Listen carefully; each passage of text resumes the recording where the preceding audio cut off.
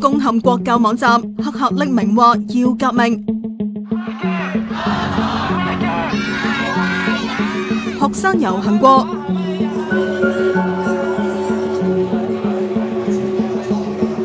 絕食過，大學生罷埋課，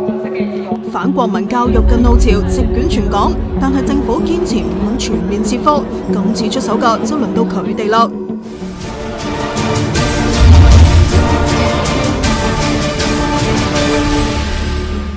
見到呢一個問號人，就只係出晒名嘅國際匿名行動組 Anonymous， 佢哋上載咗條短片上 YouTube， 話今次攻擊嘅對象就係國教科火車頭嘅國民教育中心。It is time for revolution and to stop the NEC forever. We citizens need to do something not only the students can do. 佢哋尋日上載咗聲明，聲稱翻查咗政府多份機密文件，發現教統局01年成立國民教育中心嗰陣，就着手想合併某啲嘅科目成為綜合人文科，再逐少加入洗腦內容，終極目標係要國教科成為主科。